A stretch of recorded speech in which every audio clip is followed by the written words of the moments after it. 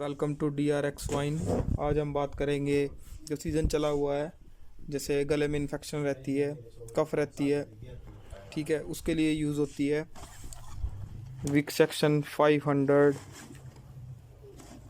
आपकी Solvin cold सबसे best tablet है। सोलविन कोल्ड इप्का कंपनी की। चेस्टन कोल्ड भी आती है और जेनरिक में आपकी बहुत सारी हैं, जैसे अल्कोफ, कंट्रोल डी